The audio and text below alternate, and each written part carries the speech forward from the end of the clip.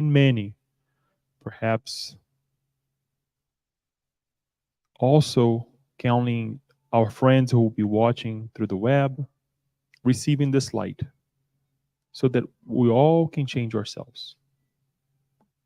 This way, we elevate our minds and our hearts to those who may not be here with us today for whatever reason, that they may receive this environment in their hearts as well. We are thankful for this moment and we ask for your blessings, and so be it.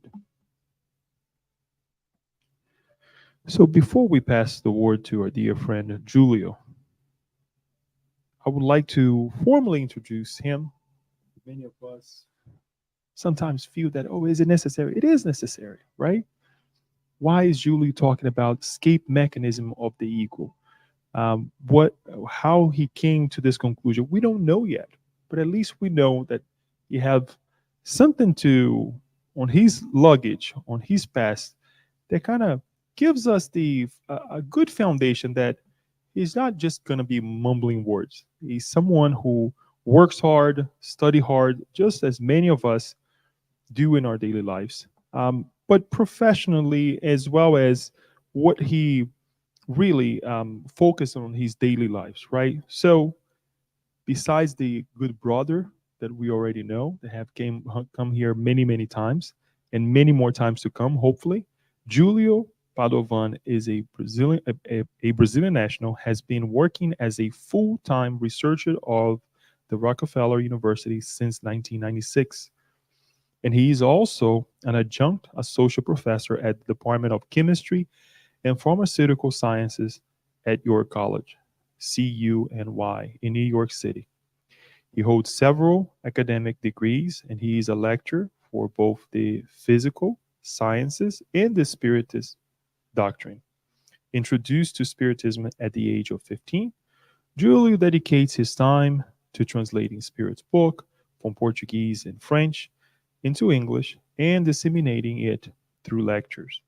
He is particularly interested in studying and explaining the solid logical foundation upon which Spiritist concepts are built, as well as in creating a strong association among those very same concepts.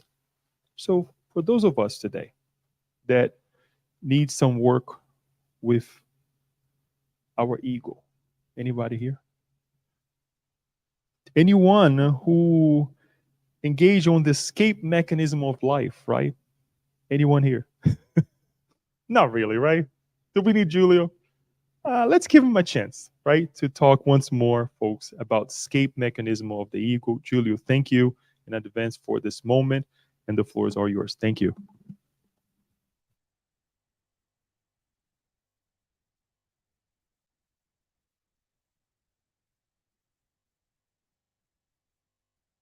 Can you hear me? Good.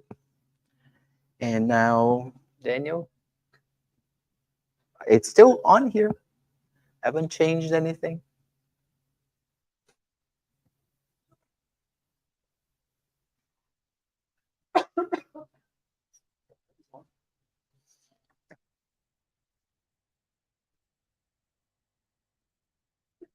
No, it was working until now.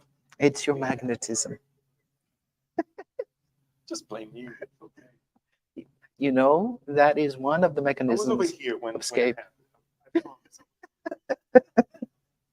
It's because I left for a few minutes. You know, it's Should very have stayed with retaliatory. you.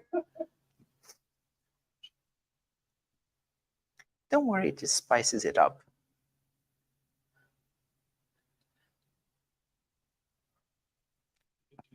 Yeah, go ahead and transmit to. No, that is already happening.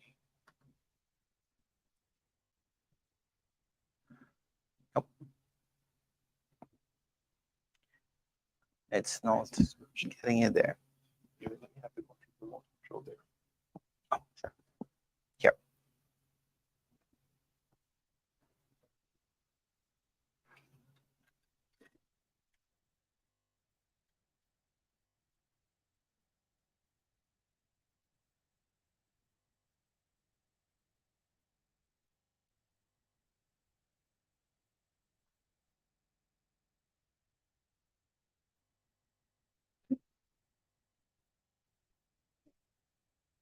Oh, you didn't break it. For the record, he did not break it. Oh, thank you. Okay.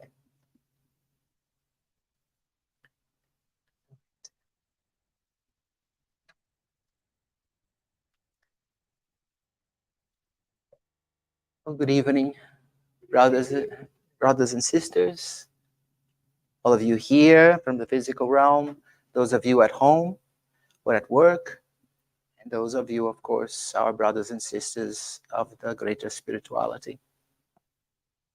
Today we have a very interesting topic, the escape mechanisms of the ego, and this lecture is entirely based on the books by Joana de Angelis as Spirit and Divaldo Franco as a psychographer, but particularly the book The Conscientious Being, Empty Lives, that comes to mind. It is going to be the full trilogy of Star Wars. We will start with drama. We will start with the war because it's a war based on egos or for conquering of the universe. We'll have the drama, the famous Luke, I'm your father. And then we are going to go back to the war, which is exactly what we have when we're talking about the ego. So this is an outline of the lecture right here. So it's 7 parts. Don't worry, it looks quite a lot there. But a lot of these things are animations. And I hope that I did an okay job because this is very abstract. It's very hard. It's not like when you're talking about a tree and it can take a picture, or you're talking about a car, or even certain things. You can put a bill there and the bill disappears, on the screen. But this is very, very abstract, and it's kind of a hard to sometimes follow it when someone is talking about it. So instead of having a lot of text on the screen, even when there is text, don't worry because there will be an animation right afterwards. Okay, so just a heads up for all of you. Now, we'll start, like I always do this, I like to be very clear about what I'm going to talk about and also what the meaning of the words are, because the meanings change from one context to another. So famous words, and more words. So let us have a quick idea. What I'm trying to convey here is that sometimes we have the same word that has different meanings. That's as simple as that. And one of them is the word ego. So we have the ego as a noun, the one in red all the way to the right. Okay? When we say, for instance, that person has such a huge ego. That has nothing to do with the ego we are going to talk about today. It has some correlation, but it's not the same thing. When Joana de Angelis, for instance, speaks of ego, same thing for self, right? When she speaks of self, when she speaks of I, she contextualizes them in a psychoanalytical way, which is different than when we say that person has such an ego. Oh, I'm doing this to myself, for myself, the self that is on the right side, the pronoun. Okay? So I decided to make matters simpler, at least for us today, all right, to capitalize the first letter of each one of the words on the left. Okay? The words here on the left. They are going to be capitalized when I am giving what I now call the Angelesian meaning, Joana de Angelis' meaning. Okay? And when I want to talk, when we are not going to talk about regular meaning, the meaning we have when we're chit-chatting with someone outside, I'm going to leave it as the grammar allows us with the lowercase. Of course, the only exception is the pronoun I, because in English it is capitalized. I cannot break the grammar rules. Right? I can add to it, but I cannot break the ones that are existing. So this is what I want you to understand, because there's going to be a set of words that you're going to see sometimes with lowercase and uppercase. I will try to be very clear about them. Just in case, if I'm not or I forget, I skip. Remember, everything that we want to give a psychoanalytical term or context to will be with the first letter capitalized, whether it starts the sentence or not. So it's going to be capital E-G-O for ego. Right? This is going to be the case for reality. When I speak of reality here, and I want to convey reality, or if you allow me, the real reality, the actual reality, or what is it called in the books, pragmatic reality, conscientious reality, that reality would always be with a capital R. And I would just call it reality. However, when I speak of how we perceive reality, what my perception of reality is, I'm going to speak of perceived reality. So not only I will have the R lowercase, but I will also write the word perceived in front of it because it's the way I see things. It may be that I'm looking at that wall and I think, for instance, if I have some form of aberration in terms of how to distinguish color, I may see that as light blue or light green. Someone may see, no, that's just gray. And then so that's my perceived reality of the color. And we are going to apply that not for colors, not for walls, but we're going to apply that to ourselves. So we said that, but it doesn't end that. We have a few more words, das es, das ich, and das über ich. And yes, the lecture is still in English. Of course, you got it, just with the all right, it's very typical of the Northern European languages. German is one of them. So here's one problem we have.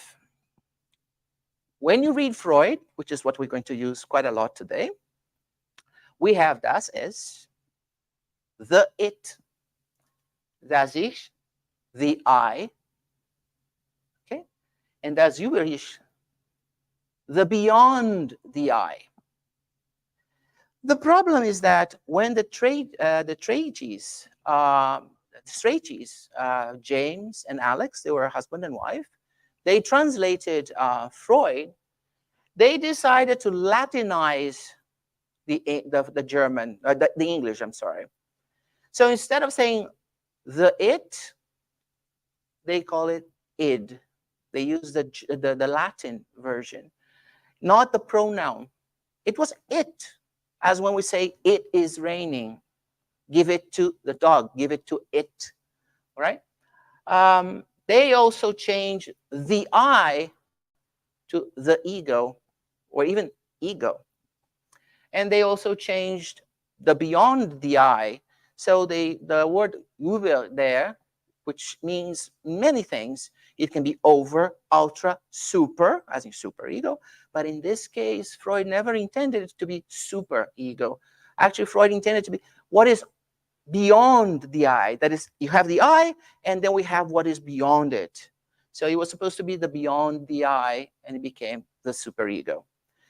It went even further and became id, ego, and superego. But in reality, we have to say the id, the ego, the superego, unless the grammar of the sentence is in particular asks for us to drop the article. This was a movement in the 18th, 19th century in the English language that was trying to Latinize English, and it caused a lot of problems. Now, the Strachey's have monopoly on the translation about Freudian works because they translated all of them. So they are the most known individuals, and they have the most known translations. But whenever you want to understand Freud, and especially when he decided to create the concept of es, ich, über ich, there is another translation that is considered the most spectacular translation ever done on a work in psychology or even philosophy. Okay, but as I said, wherever we go, whenever we Google anything, because now we don't go to libraries anymore, we just Google them. It's the Strachey's translation that we are going to see. So we have to get used to the id, ego, superego. But remember what they meant. It, I, and beyond the I. So what are they? So here's a picture of an iceberg. It's just a drawing of an iceberg. And you see there that we have the iceberg here, and just a little bit of it is above the water over here, and the rest is below the water, like a true iceberg. And you see that this iceberg has three divisions. This big one on this side that goes all the way from what's above to what is below. And on this side, there's something here. And then there's another one that is completely submerged all the time. So when we speak of the id, the ego, and the superego, this is where we place them. The id is what is completely submerged. The id responds to what is instinctive in us. So if I'm here and I don't speak, I don't do anything, you cannot realize what my id is. It's not out there for others to see, much like what is below the water. What sinks the Titanic is not showing. Okay? The ego, on the other hand, has a part that is below the water level, and there is also a part that is above the water level. And the superego goes all the way from the submerged part all the way to the top that is visible to everyone. But what are these things? The id is the instinct in us. The ego is the part that relates to I, myself. And the superego is the part that goes beyond me. Remember that? So let me give you an example. Let us say you have roommates. You live in a dorm, or you live in a fraternity house or something. You have roommates, okay? It's you plus another 4 or 5, it doesn't matter.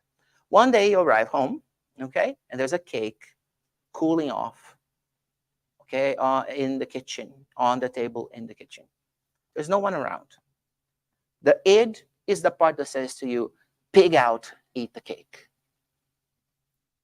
Pig out and eat the whole cake. That's the cake. The cake, you've seen it before. It's delicious. You've tasted it before. Just go for it. That's the id. It's the instinct. It's what I want, when I want, the way I want, and I couldn't care less about consequences. The id does not have anything to process consequences. The id is the most primordial in us, the most primitive in us. The ego is the part that says, well, but if I eat the whole cake, I may have a stomach ache. Or then I have to go to the gym instead of just running for 40 minutes. I have to run for 4 hours. It's going to be a lot of time. I'm going to get tired. I have a test tomorrow. Notice that the ego is not saying it's wrong to eat the cake. It is wrong to eat the whole cake. The ego is worried about itself. It's worried about the person. Is the person going to be sick? Is the person going to feel bad? Is the person going to have to go to the gym for longer hours and so on? That is our ego. What does the superego do? The superego is the one that kicks in and remembers that you're not the only person, the only student in that house. And perhaps the cake just is not yours. So you have no right to touch it. The superego is the part that says, is the cake yours? Why are you going to take a piece of it? Why don't you wait for the person who baked the cake to come in and so you can ask permission to have a slice? Notice that the id never asked that. The ego never asked that. The ego was actually putting the brakes on the id about eating the whole cake just because it might lead to a stomachache, but not because you are actually taking the cake from somebody else. So that is your superego. That goes beyond the individual and reaches out the community. The community, in this case, is all the roommates in the fraternity house. Good? So it's in that sense, it is quite simple. Now, one interesting thing that I have to mention here is we don't have egos. we don't have an ego, we don't have an id, we don't have a superego. Well, we have just been describing all of that, and now you tell me that we don't have it. We don't. This is a model. Freud came up with this model, developed this model to explain, okay, the psychoanalytical part of our personalities. So it is a model, all right? In that sense, it's an abstract construct that we create in order to evaluate something. He took something very big, this, the psychoanalytical mind or personality in this case, and started fragmenting it into smaller problems so he could then look at each and every one of them. So whenever we say, this is why I mentioned before, I cannot say, oh, that person has such a big ego. That word ego is with a lowercase e. Because we don't have egos. We don't have ids. We don't have superegos. That's how we would analyze ourselves according to Freudian concepts. This has to be pretty good for everyone before we can move on. Even these compartments in the iceberg, they are just a model. Freud has been using it, Freud used them, and then other psychologists and psychiatrists have been using them for more than 100 years now. And it's a very good model, but we have to understand it's a model. Now, with the same idea, we can divide the so-called personality or mind into the conscious, the semi-conscious, and the unconscious. There is no such a thing as conscious. It's the conscious, the semi-conscious, and the unconscious. All right? So this is where we have the conscious. Everything that is floating, everything that is above the waterline is the conscious mind. That is the part that we use to interact with one another. I am speaking, you are listening, okay? Later on, one person may doze off and that. All of that is in the conscious aspect. When I choose the words that I want to choose right now, it's my conscious mind. But there is also the semi-conscious mind. The semi-conscious mind somewhat, it sometimes comes up to us from something from the past that is just about to surface, okay? It's sometimes intuitive, but we should not say, oh, the semi-conscious is intuitive. That's not correct. It's the one that is very close to the waterline, but doesn't cross it into the air. And of course, the unconscious is actually everything that is very deeply buried in the water there, or very deeply submerged, I should say. So all of these things are quite important for us. And in Joanna de Angelis' books, we need to have an idea about these three divisions. The same way that we have to remember the id, the ego, and the superego. All right? So we have that. And again, remember that this is a model. And we are going to focus this talk, on the ego part. Is it because it's more important? No, it's not. It has nothing to do with importance. All three, this is a model. There's no such a thing as one more important than the other. Because if one would be less important than the other two, Freud wouldn't put it there in the first place. We just make it an appendix of one of the other two. All right? So all three are important, equally important. But we are going to focus on the ego because it's a lot to take even with just the ego, trust me. Okay, we should not have a gigantic ego thinking that we can approach everything. All right. So I said that the ego is important because the ego is now the part of the talk I want to focus because of for many reasons. But first of all, because we have a bad way of looking at the ego. Because we confuse the uppercase ego with the lowercase, we always think of the ego as but something bad. Because whenever I say to you, that individual has such a big ego, we are actually trying to put the person down, right? Or we're not saying anything good about that individual. But the ego was actually a very important step in our development. It was the ego that extricated us and made us individuals. What? Okay. Let us now clear our minds. And I'm going to ask you a favor. Don't ask me, is this in human form? Is this before the human form? Is this with the spirit? No, don't go there. Not right now. Just take my word, because otherwise it gets very confusing. Think of ourselves at a point when, if you were an alien looking at a group of us, you wouldn't be able to differentiate one from the other. All right? So the ego is what gives preference to something here or something there or over there, and does not give preference to the rest, that makes us unique. It is in building this uniqueness out of the group that we differentiate ourselves from the rest. So it was our first step towards a personality, because we each have one very distinct personality, and we also have a very distinct individuality. That was the role of the ego. One of the major roles, but we'll see later on with a few animations how this came to be. For now, I'll just just ask you to keep that in your minds, that the ego was not so bad, or not the bad guy all the time. It has some very productive, some very important roles for us. So this is what I said at the very beginning in our intellectual path. It was the ego that individualized us. The ego is after the id. It's after we had instincts, we had the ego, but we didn't have the self yet. The self was not developed at that point. So this is also another list of an order of things for us. So once the self comes in, and only then can we start speaking of morality, ethics, courage. Can we speak of love? Can we speak of honesty? Until then, we could not.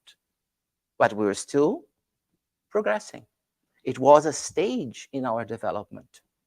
And that stage was reigned over by the ego, was taken over by the ego, but it was important. Without that step, after the instinct, after the id, we would not be here today having this type of conversation. So let us not put the ego with a capital E down. All right? Okay, so we have ascertained the words and everything. So now let me show you something.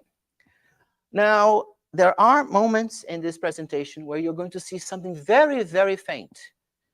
I am not trying to check the accuracy of your eyesight, okay? It is to be faint. That's because it's either inexistent or very close to non-existence, okay? But don't worry, because you will see through the animations that as these things become darker and darker, and then you can see them, all right? That means that something is developing, something is progressing, something is evolving. That is what it means. So here, what I'd say is this. At the very beginning, when we're all together in that little pool and another person as an alien would look there and say, how do they know who is who there or what is what, right? That's because we didn't have experiences. You might be saying, what type of experience? It doesn't matter. Experiences. Let us make it very generic.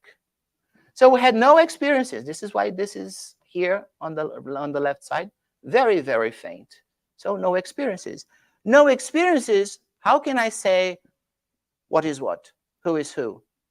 Because everybody does exactly the same thing. They don't experience anything different.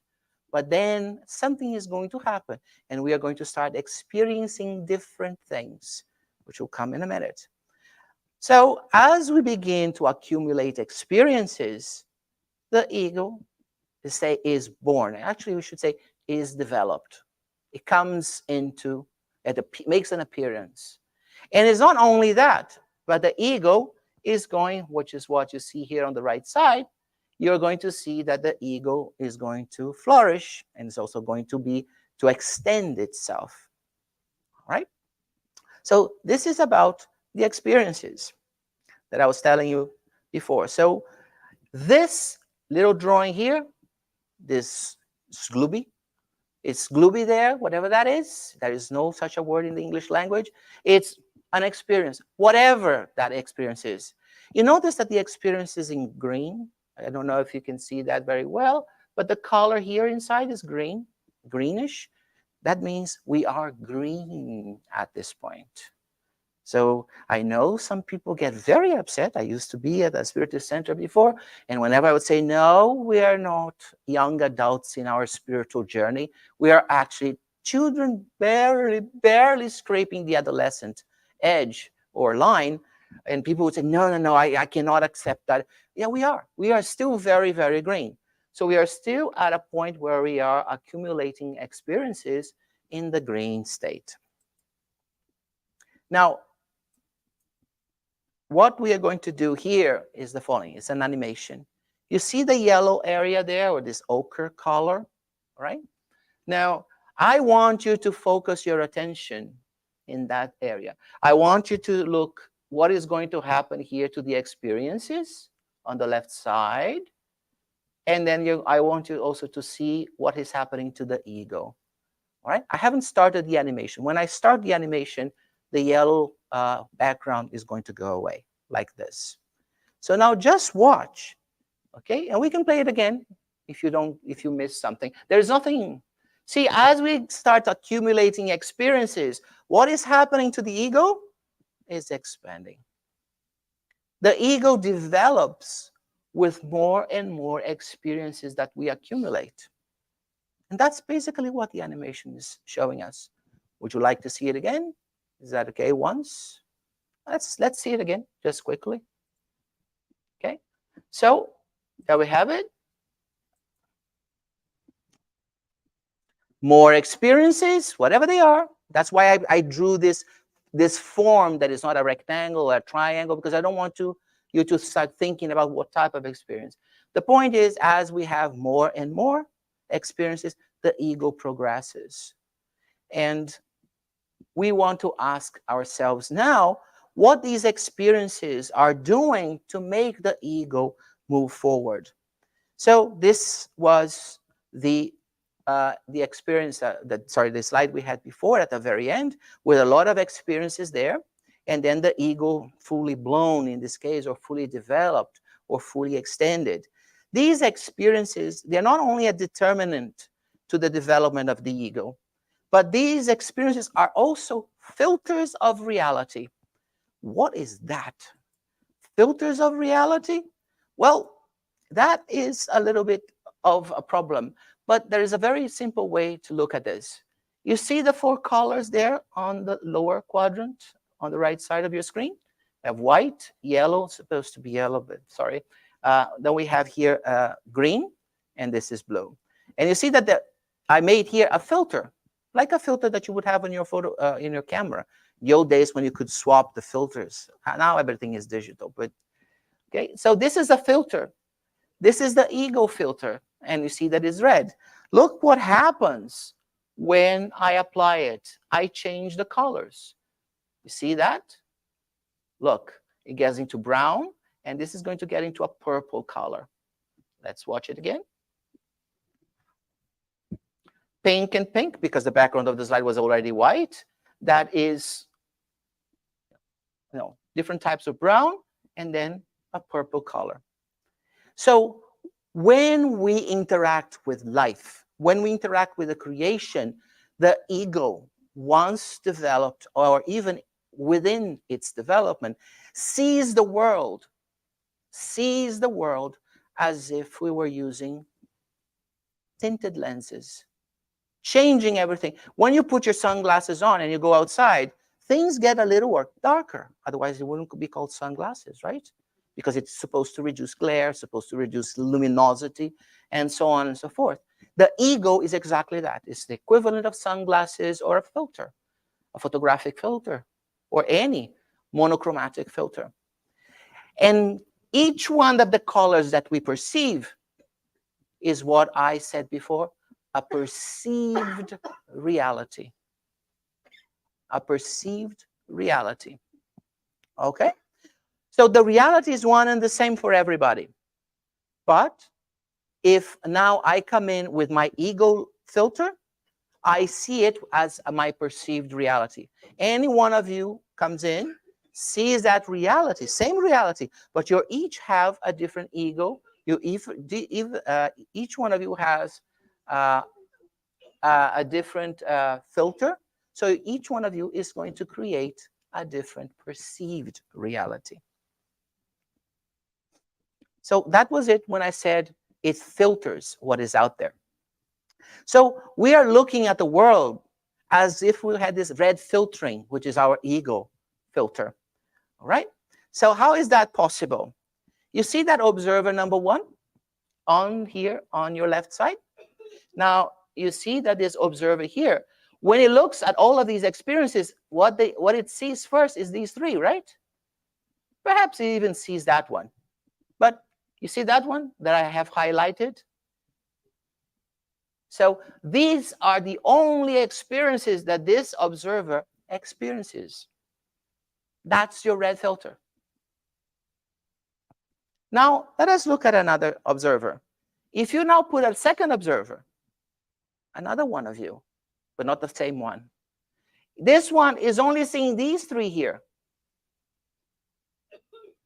Only those three. These are the filters. So even if all of them, or both of them in this case, are seeing the same, have the same experiences there available to them, observer one only experiences these three, and observer two only experiences these three. So they don't have the same impression of the whole set of experiences. Imagine that one of you bakes a cake. Let's go back to the cake. It's not time for dinner, right? One of you bakes a cake, and then I bring the cake, the person brings the cake here. One of you licks the frosting, just the frosting. The other one only takes the dough from the cake. The other one takes what is inside the cake, the filling. The other one only has the candle that was on top of the cake. Nobody knows what the cake really tastes like or even look like if they're just given these things, the frosting, the dough, the filling, and so on and so forth. So we have partial view of the cake, but all of us tasted from the same cake. The same cake, that cake, the original one, is actually reality with a capital R to all of you. But we don't see the whole thing. We only have a piece of it. Not out of malice. We're not talking about malice here, okay? We're not talking about lack of willingness, slacking off. We're not talking about individual being nasty. No, we're just saying we don't have everything. So we are using red filtered eyes or red filtered emotions or red filtered everything. So our perceived reality is a piece of the whole, of the reality with the capital R, but it's not the whole thing. We have to live infinite lives, reincarnate infinite times to be able to approach something that is close to the capital R reality, which is God's creation. That brings an interesting point right away. Discussing about God, we can discuss, but fighting for different models of God or fighting for different approaches to God or constructs of it is just plain silly to be constructive about it, because we all have only a piece of the information. Oh, but we are all spiritists. We all share the same faith. Yes, but we're still using the red tinted or the red filtering eyes or emotions or lifetimes. Our ego is there, not maliciously, but just doing its job, but with only the information that we have, either these three or these three. So we have everything we do, everything we look is a perceived reality. And because it is a perceived reality, now we have a problem. Because we have an instinct of survival that is immense. That instinct of survival, that feeling for survival, that strive for survival is in every ounce, every part, section, piece, compartment of our personality, of our individuality. Personality and individuality are slightly different, but right now, for us here, we are going to treat them as one and the same. So what happens is that when something so as much as grays on our perceived reality and says to us, you are not looking at the whole thing, the ego rebels, the ego revolts, and it doesn't want to relinquish control. Because that is an instinct of survival of ourselves. The ego is just a compartment that Freud gave a name to, but that's part of us. By part, I don't mean that we can slice and say this part of me, of Julio, represents. No, the ego is everywhere. It's just a way of looking at it. The part that looks at survival, the part that looks at control, the part that looks at experiences and evaluates the experiences, at least one part. So when the ego feels that this survival is at stake, it comes up with escape mechanisms. In other words, it doesn't want to lose its job. It does not want to lose the limelight. It wants to continue there. So the escape mechanisms are just a form of maintaining those realities that are perceived realities. The ego does not want to incorporate new data because it has more experiences, right? What happens if I have more experience? I expand even further. So my perceived reality changes. Think about every time you read one of these books, you became a better person. Even if you think you're a horrible one, you became less horrible at least. That's why you come here. That is why you read these things. That's why you come and discuss them, study them. Because deep, deep, deep, deep down, you know that you are improving yourself, even if it's not at the speed you would like to. But you are, and you know that. We all know that.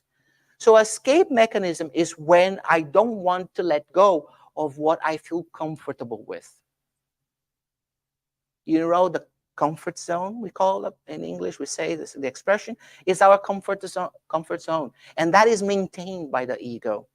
The ego can latch on to that and hold us there and prevent us from moving forward with such a gusto, to such an extent that it can actually drag that perceived reality from one reincarnation to another, and sometimes another, and another, and another.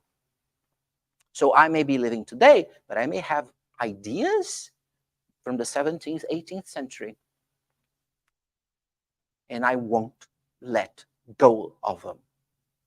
I will think that the world has to fit to my whims. The world has to obey me, because that's the part of the ego that is very close to the ego with the lowercase e. When I say the world should change on my behalf, on my behalf, sorry. And that's not going to happen. And because it doesn't happen, then what the ego does is basically, it's a very simple thing. Okay, then I will avoid this. Escape mechanism. And there are many types of ways to escape reality with a capital R. By conceiving a perceived reality and clinging on to it as if you were clinging on to dear life. Spiritual, physical, it doesn't matter. Because like I said, it stays here. It's from this physical life, stays here, goes back with us to the spiritual life, because the ego is not material, not physical. It's an abstract concept. So it goes with the essence, our essence. We carry it back to the other world. So this attachment, like I said, can be very intense, can even go throughout multiple lives. And this is what we call, or a great deal, it's a great deal of what we say atavism. Why is it that we bring things, atavism, which is right here, the last paragraph, last word. It's a significant content of atavism. Why didn't I say it is atavism? Because there are also other things that we bring from our past lives to this one that are also atavic, There are atavisms as well, but they are not necessary that I'm clinging on to something. For instance, I come to this reincarnation and I have I can very, very quickly learn mathematics, but I still have a lot of difficulty with physics and chemistry, for instance. The exact sciences, that's why or the physical science. Why is that? Because most likely I was a very good mathematician, or at least I studied that. So I am basically this time just picking up where I left off. They'll say, oh, but why did you have to go to kindergarten, first grade, primary school, and this is that? Well, because you still have to learn. It's a different, a new physicality, a new physical body. And all of these things are processed at the level, first at the brain level, which is physical. But I learn with at a much faster speed than if I had been seeing this for the first time. So this is an atavic inheritance. This is actually an atavism. Please don't say atavic inheritance, because atavism already means inheritance. So it's like saying real reality, like I did before as a joke, right? So just atavism or an atavic property, things like that. So now we know why where the ego came from, where the ego, how the ego got there, how the ego developed, right? And now we're going to see the different types of escape mechanisms. Compensation. Compensation is a big one. And compensation is when the ego doesn't want to deal with something and changes the subject to something else, or tries to debase that same event, that same circumstance, right? Compensation can be quite complex, but I try to break down here in simple items. You have a conflict. The ego has a conflict because its perceived reality can no longer accept new input of experiences, because the new experiences that are coming in are now telling that ego, that perceived reality you had was not a very good one. You have to change your model. You have to change your perceived reality. You have to upgrade it. You have to update it. You cannot use Windows 4 anymore. You have to go to Windows 7, 10, 11, or 8, but you won't be able to go online with the Windows 4. Or was it a good system? Yes. When it was put together, it was a beautiful system, but not anymore. So this is it. Now, the ego doesn't want to upgrade. It's being rebellious and will not upgrade. So what does the person do in this case? It starts bashing, putting down all the other operating systems that came after Windows 4 because it wants Windows 4. Or he prefers Mac, Mac 7, one of the Mac operating systems, Leopard or Tiger or whatever, Panther, because it doesn't want to change. So compensation is an attack. It's an attack that is directed at what is different and with a huge amount of rebelliousness, of anger. We see these things a lot in our society, especially these days when we are polarizing. No one is accepting of other opinions. We have our opinions, we want to have our opinions, but we do not want to hear the other side because we are afraid that if we hear the other side, they may actually convince us to move back to the dark side of the force. Or the light one, depending where you are to begin with, right? Not going to be not playing special, not playing advocate for one or the other. So the whole point here is you have the conflict. The ego cannot solve that conflict. And in order to appease itself, let's put it this way, because the ego is not a person, of course, but we can use these words. The ego retaliates. And we have this primarily with fanaticism, repression, subjugation, prolonged situations of denial. I deny it, and I deny it, and I deny it, and I deny it to the point where one day I don't have any more energy left. And I'll say, okay, let me try the other side. Let us see if the lightsaber of the other side is a little more powerful than the one I'm wielding right now. Because I'm tired of using these second grade lightsabers. All right? So that's about it. Or we see also in situations when we have a poor grasp of events. I see something happening, I have a perceived reality of it, but I'm not looking at it with eyes that are more that experience. I could be experiencing those experiences as well, but I don't, for one reason or another. So I have a poor grasp of events. And the other one is the limitation in understanding. I see, I have the experience, but I cannot process it. So for instance, you may have someone come over here and give a lecture, a very, very, very top-notch lecture on how to put a satellite in orbit with all the calculus that goes with that. But how many of us here are mathematicians to that level, or physicists or astronomers? So the person may be imbued with the best of intentions, may come here with the best of a PowerPoint presentation and everything, but it will go straight over our heads. We won't be able to understand. So we have a limited understanding of the events, even though it's the same lecture for all of us. And that assuming that we all have the same level of mathematics. When we even consider that, then someone here may understand nothing. The other one is going to go 1 iota over nothing. The other one 2 iotas over nothing. But most of us will go, it will just wash over our heads. Now, examples of compensation are religious fanaticisms in particular. My God is the God. And if you think otherwise, all right? Or events or situations, usually taboos related to sexuality. So a person is sexually repressed, for instance, and the person actually sees everything with a distorted lens. Remember the little red filter of the ego? So the person is repressed sexually. The person who actually wants to do that, but because the person either fears it or does not know how to, anyone doing exactly that is for that person a degenerate, a sexually degenerate, a perverted individual. And we have individuals like that. Right, in society, we have individuals, for instance, that lash at everyone. For instance, and this is not about being vegetarian or vegan, but there are individuals that are, they don't just say, oh, I'm vegan, oh, I'm vegetarian, which is fine. It's their choice, and we have to respect that. But they try to put us down if we are not like that.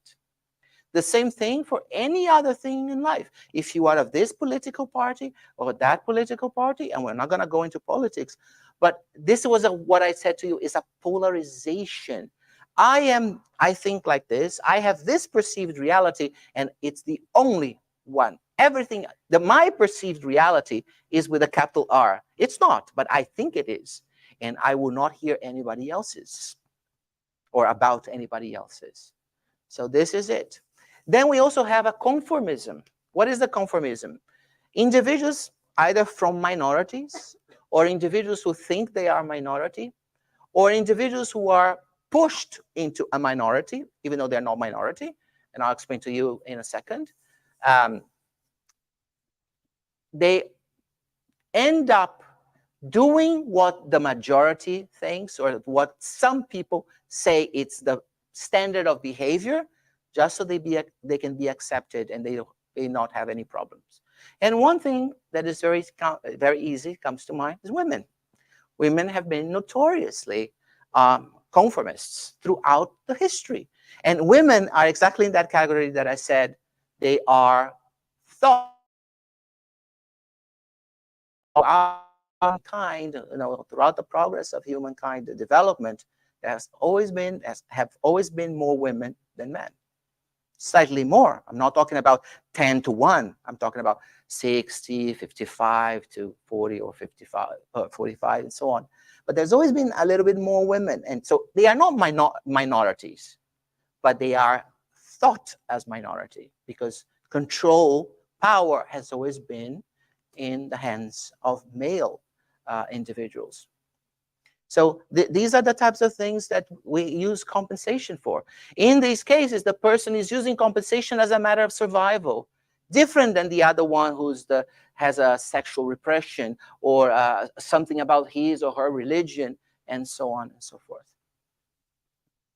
So these escape mechanisms of confirmation, conformation, that we conform to something or we compensate to something, okay, are very aggressive, usually very aggressive, irrational, coercive. They try to impose themselves on us, and or the others, I should say, and repressive. The person attacks what the person does not have courage to do for themselves, what the people cannot do for themselves, or what they would like to do and they just fear, or they just don't know how to. It's an attack. And it's very powerful. Let us see another one, shifting or displacement. By the way, I just want to say one thing I just forgot. I don't know if you have a degree in psychology, psychiatry, you may think that these terms are not exactly what you read in the books, and they might not be. I am trying to give you the translation that is the closest as possible to Joana de Angelis' book, because we are here to study Spiritism, right? So if we call this displacement necessarily, or if some people call it shifting, in the end, it's the same mechanism. And what is it in this case? So in this case, so in our lives, spiritual, physical, okay, our conscience, and we're going to have an animation right after this, applies a censorship. Our conscience says, well, this is not very constructive. This is very constructive. Go for it. So you have a green light. So it's a type of censorship. Don't read censorship in a negative way. It's an evaluator, not as someone judging us to put us away or give us liberty, freedom. It's just someone to say, well, look, there's a cause and effect, or cause and consequence. You do this, that's your consequence. You do that, that's the consequence. Now you choose. But it's a censorship, because it reminds the ego that some behaviors are not going to go the way it has been planned. They have been planned. That's all. This healthy censorship that we have, what happens is that it's there. It's a mechanism that is put on by our conscience to avoid the sense of guilt after something goes on, after something is done. So why is it that I know I cannot just go outside and start screaming? Because this is a place of business. There are other things like that. And I also know that if I do that, someone eventually is going to come out and then complain to me. Look, can you tone it down? Can you speak in a lower voice? This and that. And I'll feel guilty. I'll feel the guilt of having been reprimanded, because I knew beforehand that that would be the consequence. So it's actually a healthy censorship. The problem is that sometimes the censorship grazes on one of those perceived realities of the ego, and that's all it takes. The ego wants to go without any checks and balances. The ego wants to say, I am the king of this area here, and I want to continue with this without being disturbed. That's not the case. And this is when the self begins to develop. It is through this conscience, this sense of this censorship, and this sense of guiltless behavior that gives rise to the self. But we're not going to talk about the self right now. So in this case, what is the displacement, the shifting? It is when we have a disapproval towards people or things, all right? Because they remind us of those perceived realities we don't want to have touched, we don't want to have changed.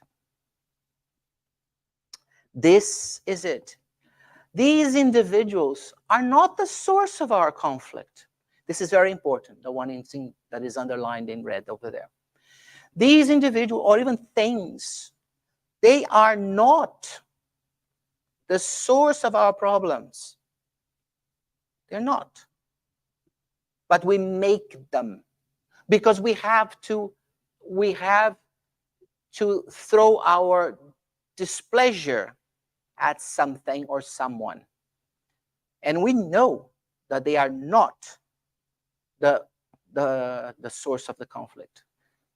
How do we translate this?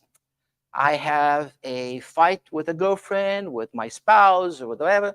I go home and I break a lot of glassware. Break a lot of plates. Did the plates do anything to you? Did they insult you? Did they behaved in a way you did not agree with? No. But you have to release that frustration that your own conscience is telling you perhaps you did this, that, and the other, and this is why the person reacted that way, or the person's behavior is the consequence of your initial actions or your words, for instance. Thoughts are a little more difficult, but can even think of thoughts if we are in the spiritual realm.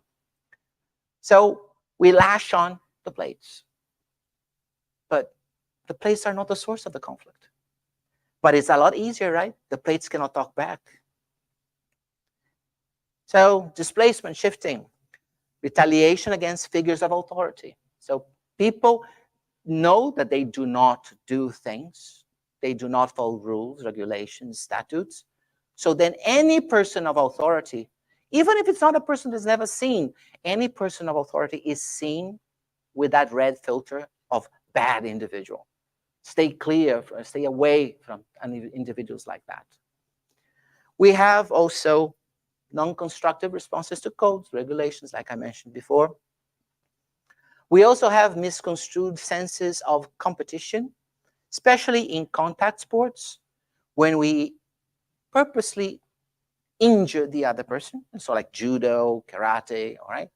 Most of the martial arts. I'm not saying the martial arts do this. We misbehave and we use the martial arts as our conveyance, as our means to convey that message. So I am upset with something, and now I have judo classes tonight, okay? The person I'm now fighting with or training my martial arts abilities has nothing to do with it. The martial arts has nothing to do with it, but I go there and I do this on purpose. I injured that opponent. And we all suffer from this type of displacement when we try to encourage boxers to fight one another. That is a repressed way of saying I don't agree with a lot of things in society. So we actually have a pleasure that is by proxy in seeing someone knocking the other one out, damaging the physicality. That is a part of us. Again, it's not about boxing. You can have two people fighting, have a boxing fight. What I'm saying is that usually if we are to analyze ourselves, that's what we have behind the scenes here inside. And also, when the boxers go into the ring, onto the ring, usually their trainers would say, go there and do this, that, and the other, think that the person has done this and that. And we see that a lot in sports, especially sports of contact. See your opponent as having done this, that, and the other. When, and only when, we do it like that, we are using a displacement shifting. And we need psychotherapy for that. In the 70s, especially here in this country, in our country, there was a lot of different psychotherapies that were being done by a mom and pop operation in a very bad way, when either you would blame your parents, that's a mixture of displacement with compensation and something else, or you would go into the psychotherapy session and then you would scream at the top of your lungs. Because that was supposed to release the negative energy that you had inside and this and that. Well, yeah, you may release a lot of that, but you do not solve the conflict. It's a palliative. That was also a form of displacement shifting. Let's keep going. 3 more to go. Projection, one of my favorites. So this is an unconscious repression of our personality conflicts. We do not want to deal with them. So in this case, we assign blame. So there is a blame or a fault assignment. I blame something or someone. In this case, I don't break I don't go and break the glassware, the silverware. Sorry, not silverware. I don't bend the silverware. Or I don't break the dinnerware, because I cannot blame that. Here, I have a focus, not a source, a focus, because the source is always myself. I am supposed to look at my own conflicts. These are conflicts I have created. Nobody else did. Nobody else did. This is an entire lecture about ourselves. It's the most egotistic lecture you can think of, because all we are doing here is talk about ourselves and how we don't want to talk about ourselves when the situation is not in our favor. So here, I not only assign the fault, the blame, I transfer it to that individual or thing, and then I perceive them as the source of my conflict. It's never my conflict to begin with. I am miserable because of them, because of it. So there is no better way to represent this, okay, than what it's not a nomenclature, technical nomenclature, called the Homer-Simpson syndrome. So Homer is fat, but just look at what he has on his bed at bedtime. He's fat because things are tasty. See, it's not even saying it's because Marge is a very good cook. He's just saying, I'm fat because things are tasty. So because things are tasty, I have no willpower, no self-control. So as if a food piece of cooked meat or cooked anything could actually tell us, you have no free will. That is projection. He projected his insecurities, he projected his conflict, he projected that conflict between his conscience that is saying, that's too much, you don't need this to survive. And he's projecting it on the tastiness of food, how the food is. Right? His boss is always on his case, always. But he does not realize that he's always late, he sleeps in the job, he goes out, he goes to the pub before the workday ends. All of these things, those things he does not touch, because that will make him will force him to reevaluate his perceived reality. So he blames the boss. He has to blame. You have to blame. This is the biggest difference between projection and, let's say, compensation, or even, the displacement. Here we have a target. We blame that target. Introjection is the other way around. In projection, we project ourselves or our miseries, our conflicts onto somebody else. In introjection, we pick those and bring them in. And we have horrible cases of introjection. So we copy behaviors from others. It's very bad. You will see in a moment when I give you the examples, but I think you already have an idea what they can be, all right? So we see something out there, and we copy them, and we start doing exactly what we saw out there. Why? Because we agree. Because whatever we're seeing outside agrees with our perceived realities. As long as they agree with our perceived realities, we embrace them. But the moment one of them would graze at one of our perceived realities, we'll drop them like in a flash, because we don't want them to be bothering us. Copycats, suicides, especially the suicides of famous people. In the US in particular, in other countries, it is actually, there's a law that you cannot advertise the suicide of, rich or famous, like stars and things like that. Especially that, you can say a person committed suicide. Yes, but you don't say how. Because until this law was passed, there was a lot of people that would, every time you had a suicide from a famous individual, you would see copycats on that, and then it would, trail off after that. But for the next 2 to 3 months, you would see a huge spike in the number of suicides in exactly the same manner as that individual, famous pop star, had died.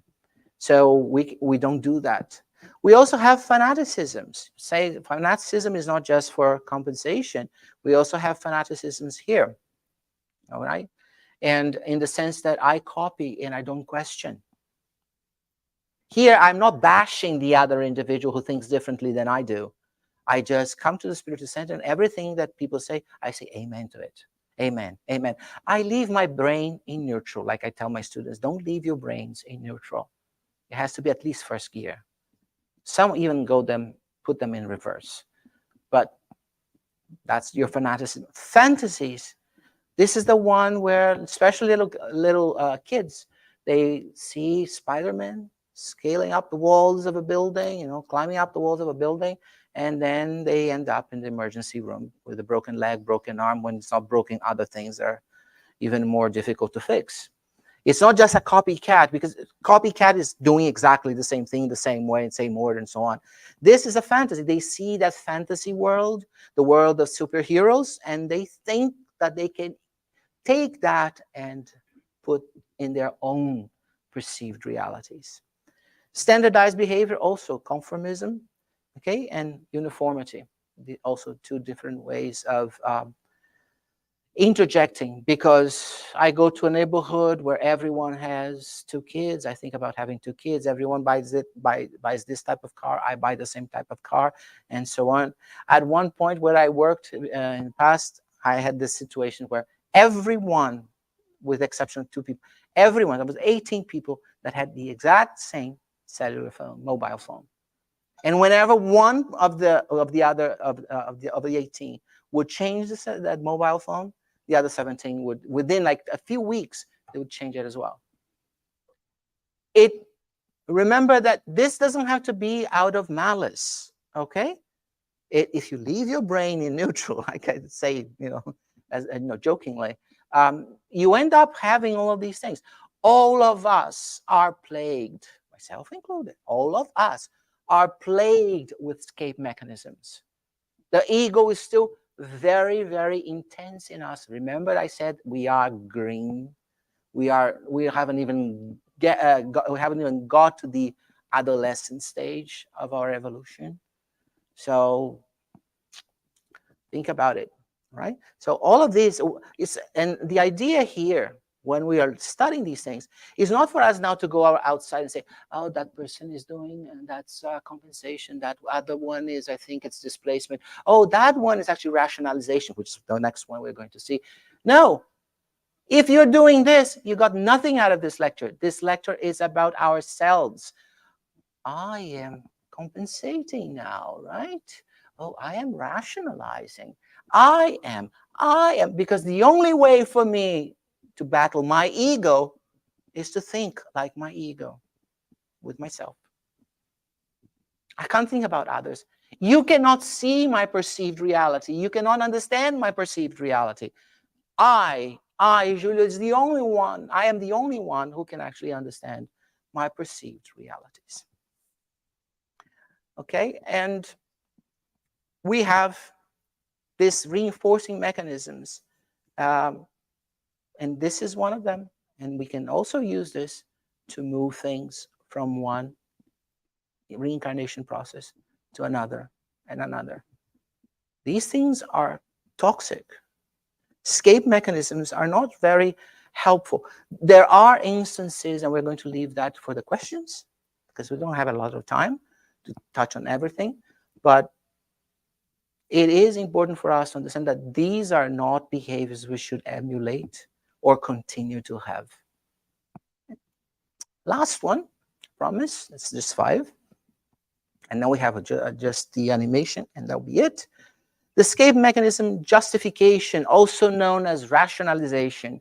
I kind of stay away a little bit from the word rationalization, because it also has other meanings. I didn't want to complicate matters. But think of justification. But if you read other articles, you will see also as rationalization. So what is it? In this case, in justification, the ego evaluates the conflict, okay? And then the ego dismisses it with what we call vulgarly or colloquially a lame excuse. It's the famous lame excuse. I give an excuse to myself. Remember, I'm not judging anybody else. I'm judging my own behavior. And I say, well, I did that because I was forced into it. I had no free will at that moment. The person had a gun at my head, figuratively speaking, all right? And all these little things that we say, and how many times we do that. Okay, sometimes we do it on purpose. It's not necessarily always on purpose. Sometimes it can be semi-consciously, right? But for instance, you get late to work, and then the first person that passes by says, "Oh, my alarm clock did not sound off the alarm this morning." The person didn't even say anything. Perhaps your face looked like the face of someone who had just woken up and got out of bed, but it doesn't matter. The person didn't say, but your guilt made you justify yourself to yourself. All right? That is your rationalization. But that is actually an innocuous, inert one. But we do things in life when we cross a red light in traffic. We don't pay for something on time. But we know that we have to pay. We receive the goods or the services in exchange. And now the person that provided the goods and the service, deserves to be paid, right? Because if we had swapped places, if we had exchanged places, we wouldn't like to be in debt, to be waiting for someone to pay us, right? We have our own commitments as well, right? But we say, oh, this has been a very difficult month for me. That may be true, but that does not excuse you of not paying. So we do. And then how deep the excuse is or how lame it gets depends on how developed that ego is or how much it wants to linger or to cling to that perceived reality. Notice the pseudo-rational explanation. That's a beautiful way of saying lame excuse. I mean, it doesn't cut butter with a hot knife. Okay? That's exactly it. But we call it a pseudo-rational.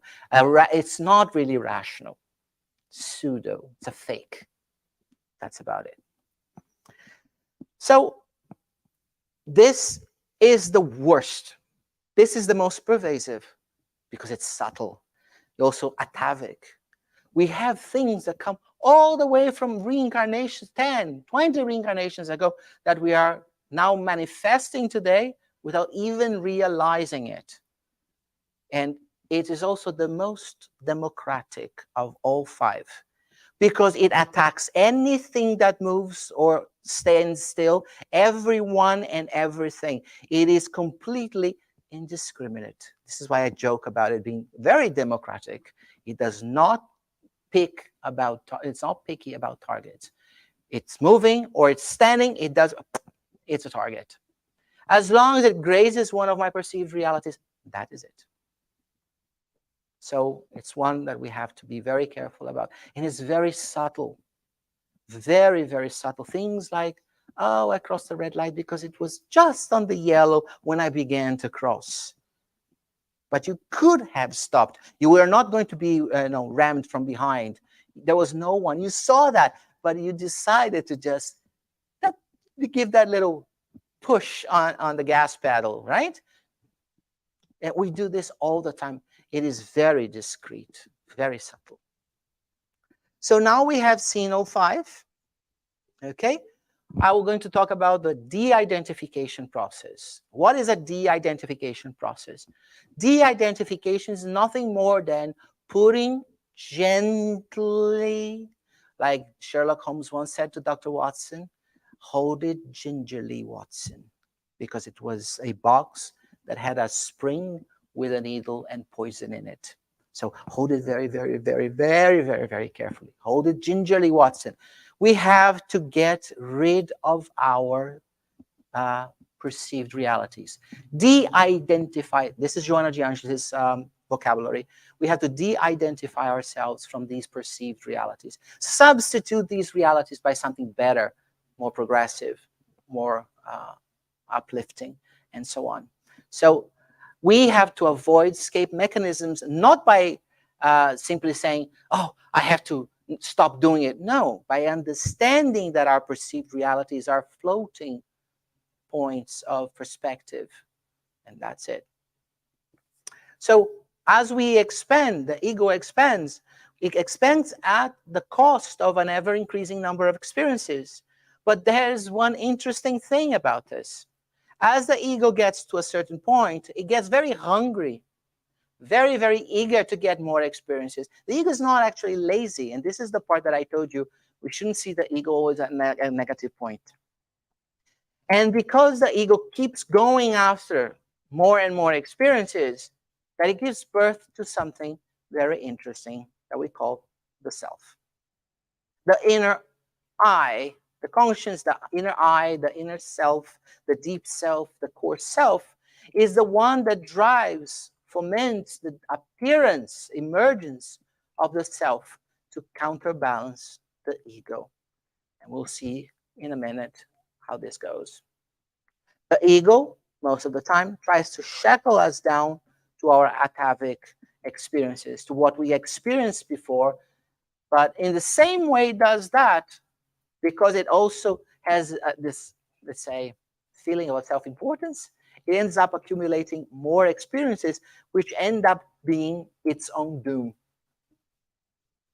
You know, it's like when someone wants to conquer land and conquers and conquers and conquers, and eventually the person conquers so much. This will remind you of the Roman Empire. Conquered and conquered and conquered and conquered, got to a point when they would say the sun rises and sets in the Roman Empire, but then it was so big, they didn't have enough people to keep the order. What happened? Lost it to the barbarians. And this is the history of humankind. Every empire out there grew and grew and grew, got hungry, very, very hungry, very, very eager, and eventually did not have the means to support, to maintain it. Lost everything. So this is the same thing with the ego here. And we are going to see now about the self. And it's just an animation. So birth of the self, and once the self emerges, it starts to compete with the ego for attention, let's say. So remember the experiences, and then a lot of experiences gave us the ego, which you see there with the bar fully red, okay, fully filled. All right. Now, from this point, what we are going to do is the following. Watch what happens to these experiences. I'm going to couple, or I'm going to group a lot of these experiences into something called an experience set. And instead of speaking of experiences, I'm going to start speaking of experience sets. Each set can have 1,000,000, 1,000, 10, 20, it doesn't matter. But it's a set, no longer one. So now each one of these symbols that I drew, this glooby, the one there on the left upper corner of your screen, is now going to be, or it will become as an experience set. And in order to show that to you, I will change its color. Okay? An experience set is all of those that are green over here in one. And you see that it is what? It's a little difficult there, but it's like red to orange to kind of yellowish. I was thinking of mangoes when I did this. I wouldn't eat a green mango for the life of me. But, you know, they get to a point where they are yellow, and depending on the type of mango, they are red, they are, you know, orange, or they are even, you know, kind of pink. So when everything here gets collapsed into one, so now each one of these red gloobies that you have there is going to be an experience set. And there you have it.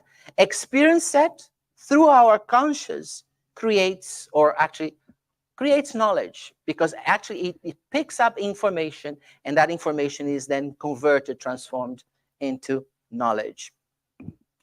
That knowledge then leads us to behave in a certain way.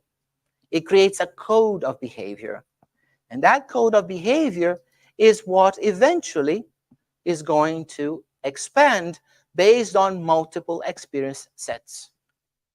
The same way that we had with the experiences before, leading the ego to expand, now we're going to have the expansion of the code of behavior based on experience sets. Remember, each one of these symbols now is a multitude of other symbols inside. So here's our ego, fully grown, fully developed. The ego keeps asking for more information that will be eventually, by the conscience, be transformed into knowledge. And that then begins to create inner conflicts. Because this new knowledge that's coming in is now not matching those perceived realities put forward by the ego. So the more the ego wants, the more difficult it is for it to manage the data that's coming in, or that are coming in, the experience sets that are coming in. Because now more knowledge means that certain things through the conscience and through this code of behavior will be telling the ego, this is not constructive, that is constructive. So it creates inner conflicts, perceived reality being in shock with the reality with capital R. And there is where the self emerges. So the self can be said in loose terms to be born out of the egotistic behavior of the ego. Let's put it this way. The ego wants more, the ego wants more and more, but the more it gets, the more conflicting it becomes. So now let us see what happens when this works. And this is the animation. You have the ego-self conflicts.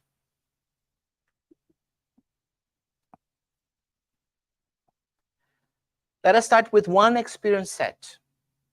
Fully blown ego, or fully developed, I should say. So you don't think of fully blown as, an egotistic person necessarily. I want you to focus your attention again in this yellowish area. All right? Just watch what is trying to happen, what is happening there. So remember that I create inner conflicts. As we have more and more data, the self begins to reassert itself. It emerged, but it's very, very naive in comparison to the ego. The ego is primordial in comparison to the self. So if we watch there's a little tug of war. The ego yields a little bit, then the self goes up, but then the ego takes it back, and it keeps going like that over and over and over and over again. All right? In the animation out there. So how is it possible for us to solve this conundrum? The self wants to improve. Joana de Angelis says to us, you have to look at yourself, self with a capital S in this case. You have to feed it. You have to look after it. So what do? We feed this. We feed ourselves with more experience sets, which is a very elegant way of saying, live your lives. No, it's not even that. It's live your lives. Do not be afraid, because if you are afraid, you don't collect more information and you stay there. You won't move up, but you also won't move down. But you still won't move at all. You won't budge. So now when the experience set improves or increases, I want you to look, that's the last one. Last animation. I want you to look at all of that and see what happens when the experience set or sets increase. So you start with perceived realities and even conflicts, inner conflicts.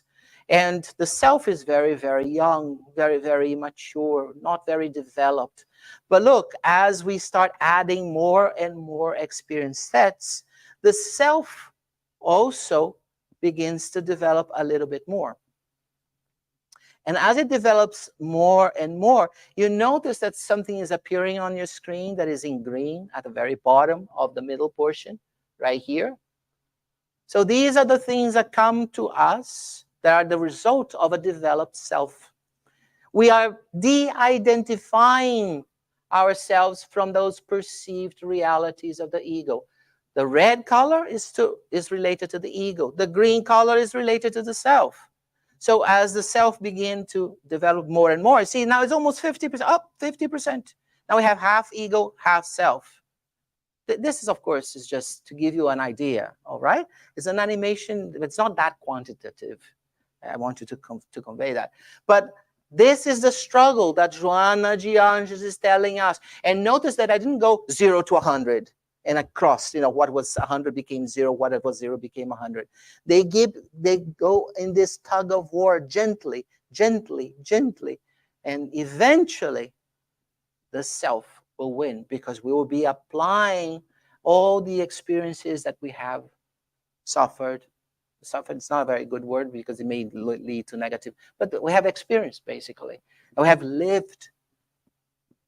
And eventually, we'll reach a self that is quite well developed. The ego has not gone backwards in evolution, okay? It's just that the self took over. The self developed more. But this is easier to show here, just for our representation. The ego never goes away. We don't dispose of the ego. The ego is like the id. The id was the instinct. We will always have the instinct in us. Even the high order spirits that are now in the angelical states have ids. They just don't work or use it in their behavior. So the same thing is for the ego on a person with a very well developed self. And this is what Joana de Anjos is telling us. And the message here is that you cannot go to the ego and chop it off like you were like a rotten tree, a tree that is dead already. No, you have to de-identify yourselves from those perceived realities gingerly, slowly, gradually, because if you do, if you pull yourself from the situation of all your perceived realities, you lose your roots. You have to de-identify yourselves. We have to do that, but not abruptly. And that is the message. Okay, perceived realities and spiritual growth. And before you throw a rotten tomato in my face, we will use this with your questions to discuss. Because I knew it was going to be a little longer. I even asked Daniel for 10 more minutes. Actually, I got 7. Oh, good. Not as bad. Okay. But before we go to your questions, let me just say thank you very much for the invitation, the opportunity to be here, for the questions that you're going to have, your attendance and everything. Thank you.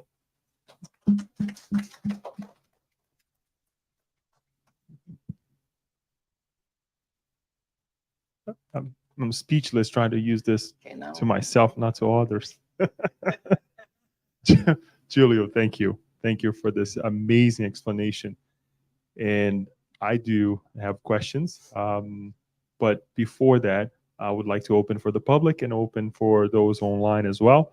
Daniel mentioned to me that we have 2 questions that we will try to interpolate here between here and the web. Comments, questions. Quite a bit, right? It's okay. So I just Daniel. moved the system to the so that people that are watching from home can also participate. And now Daniel has the control of it. Thank you, Leo. Oh, thank you, Leo, and thank you, Julio, for this beautiful presentation. So we are more complex that way, supposed to, right? Oh, yes. So we you should just give present ourselves 5, some credit. right? 5 escapes. I was wondering how many escapes we have, right? Oh, yeah, by the way, they're not just 5. Exactly. These are the 5 that Joana de Anjos thought it was important to put on a book. Yes. So I guess you answered my question, but I'm going to throw back to you because as you're presenting those escapes, the first thing that came to my mind was of these 5 that you have presented is the most detrimental for our evolution, for someone evolution, right? Our evolution, right? But then at the end, you mentioned that rationalization is one of the most detrimental, is most like, and why is that? Is because I know you mentioned that it's democratically, but it's because we have utilized that escape for since we are identifying ourselves as a human beings. So why you think rationalization would be the most, I would say, detrimental for our evolution? So escape mechanisms are both equally good and both equally bad. The reason I gave I gave special attention to rationalization, justification, is also because one of Janges mentions it. So that is not my opinion. You have someone with of weight saying these things. And I'm not rationalizing, but it's the truth. Okay, but it's because it's the one we apply the most in our lives. We use the most. You can't just. I mean, we don't have enough money to break the dinnerware every single day for every little injury or offense or insult we get, right? But finding a lame excuse, oh, we are top experts on that one. All of us. Okay. So technically, we can call it an generalization. that is the most important one. Thank you, Daniel. You want to pose the question? He reads it, or do you have it in front of you? I don't see anything, but I can read if it's there. So that gets. No, Oh, you can say it, Daniel. right here. Oh, Seriously. great. All right. Oh, this is from. Do you want me to identify people? Is it okay? Okay. This is from Kirsten Santos. Julio is all displacement bad. All types of escape mechanism called displacement bad. Example: when a mother who is able to love someone else's child, or who can see all other kids as if they were their own child, is that a form of displacement? Love is never displacement. Displacement usually means a very negative feeling, all right? So in this case, no, love is never an escape mechanism. Perhaps in this case, I don't know if the idea here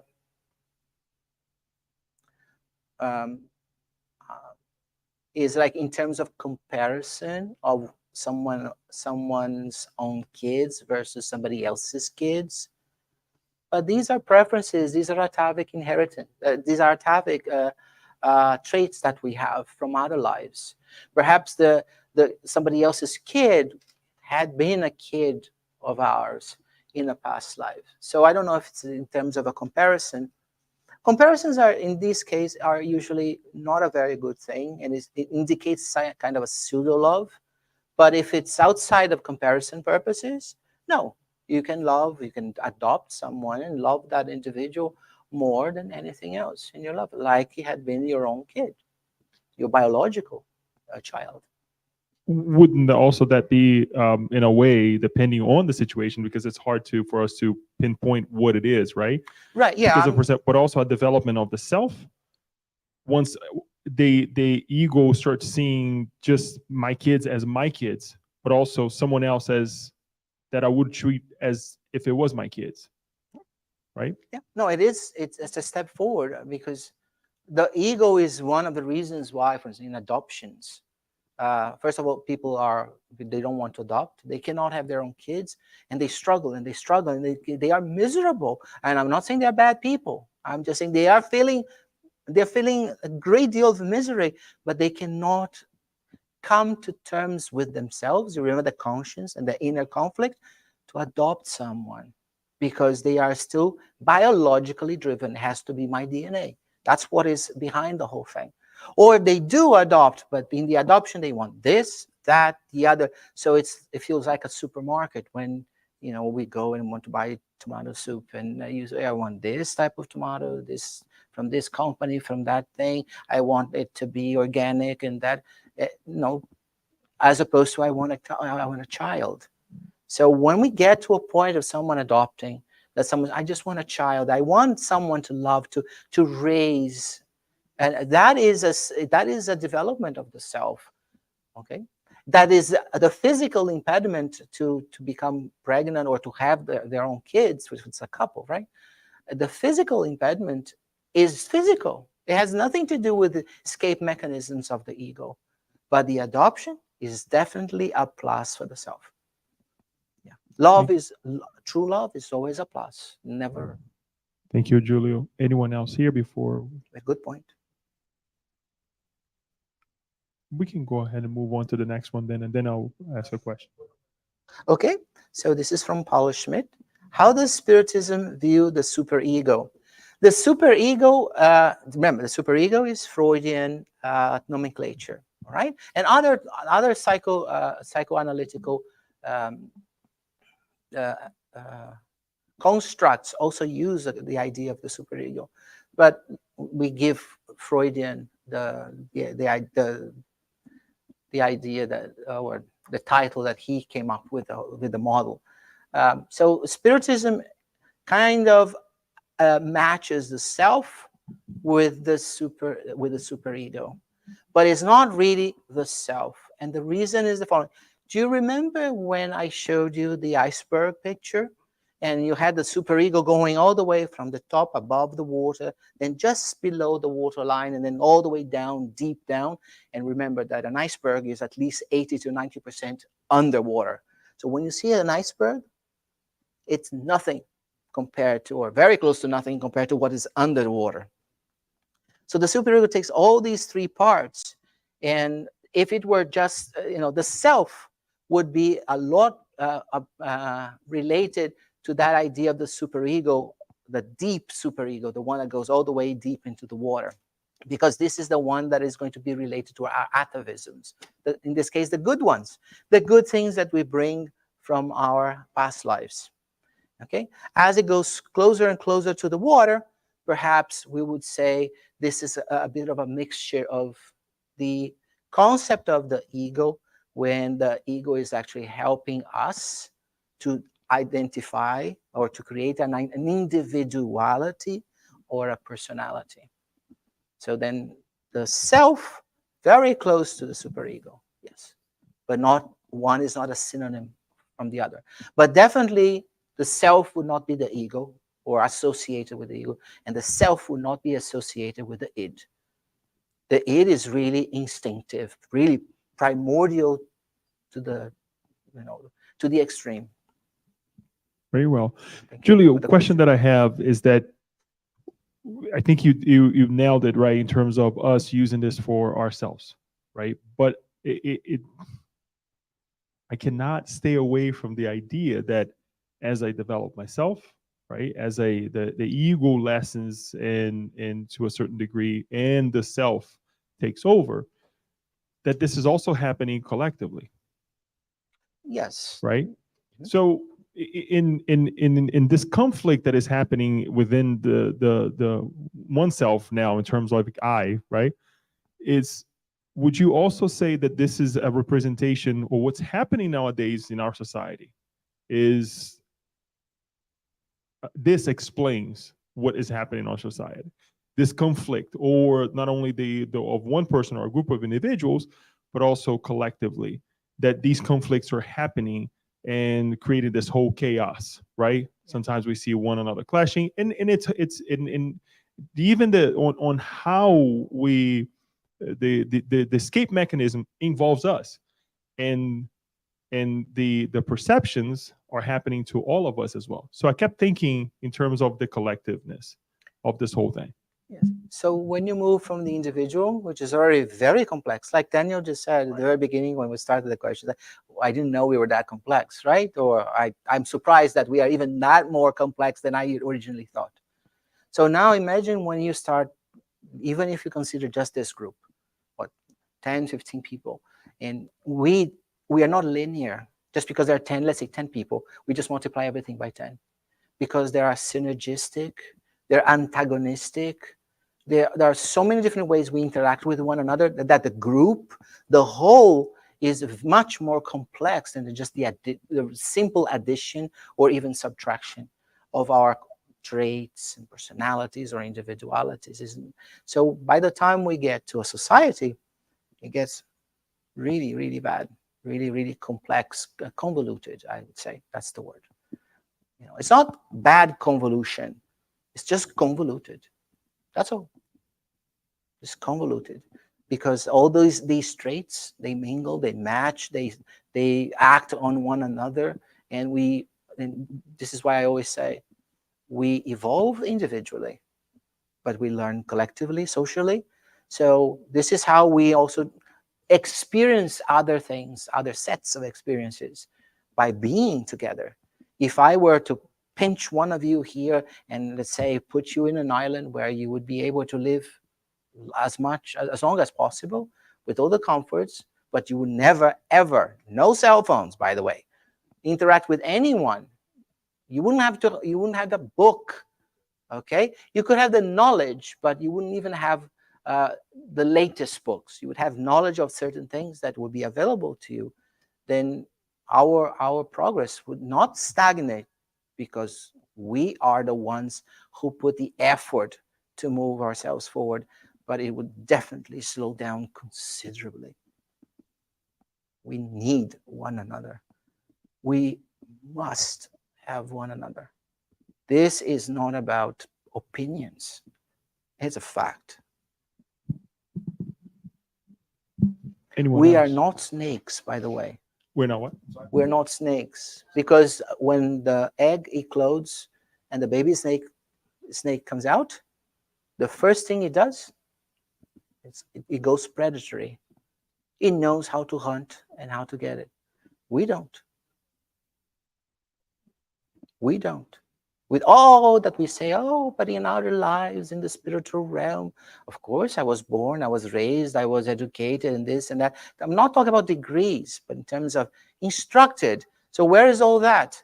The physicality does not know how to do that. We still need to be in society to redevelop some skills that are now more compatible with this new physicality that we have. Because each new physicality, even though it takes like 40, 50,000 years for us to have differences in our physicality, in our physical bodies, it's still a different body. Okay, Kirsten Santos has another one. People who do abruptly move away from the ego, do they normally enter into a psychosis or mental illness such as schizophrenia? I am not competent to say that it's a psychosis or a mental illness, in particular schizophrenia, but it is a clash. And according to Joanna, it is a very, very negative procedure when we try to just cut it short, oh, I'm not going to have a perceived reality anymore. Think about it this way. How do you de-identify yourself from a perceived reality? By getting more data, right? By not getting more information, but by converting that into knowledge and then using that knowledge to create the code of behavior or to alter the code of behavior. You following me? But now, if you decide to cut everything, isn't that escape mechanism as well? Because how can you do that? How can you de-identify yourselves? How can we de-identify ourselves just because I wished for it? I don't have the data to do it, and no amount of data. It would require us to know the creation like that, to experience everything like that. It's not a Hollywood movie. Everything has to happen within 1 or 2 hours, whatever.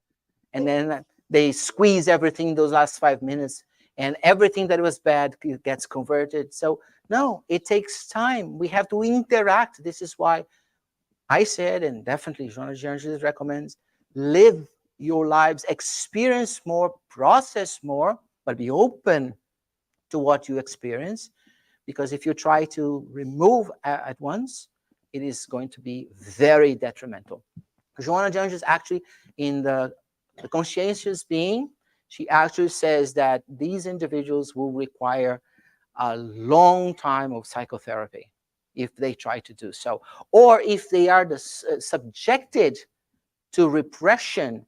Let's say I have a partner, a spouse, or I have kids.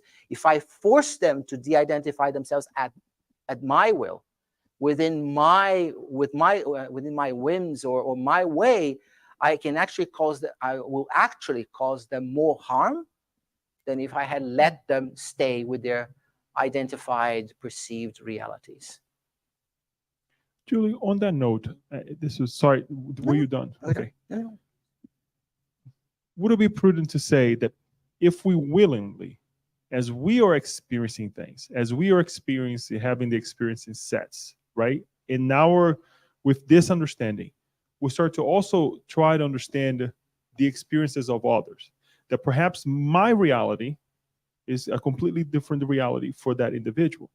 I'm not asking to conform with those realities, but at least to be able to say, okay, this is what I perceived. Their perception is completely different. Much like our perception of your talk today was different for each one of us, right? But would that help in essence to develop the self more rapidly or safer?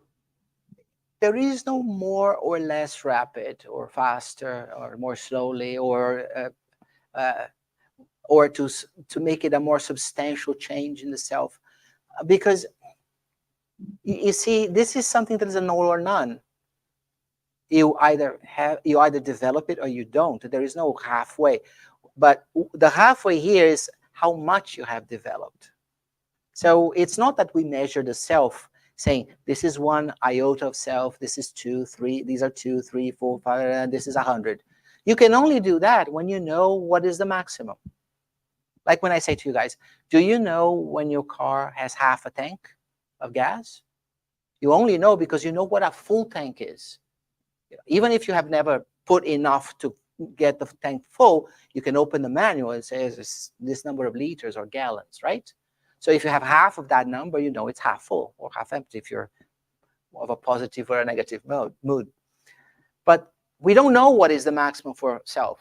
We are always progressing. We don't know where the end is. So what I can say is that today I'm better than yesterday. Today I'm better than 100 years ago or 2 reincarnations ago. So this is it.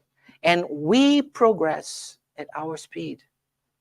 We cannot force anyone to progress the way we want.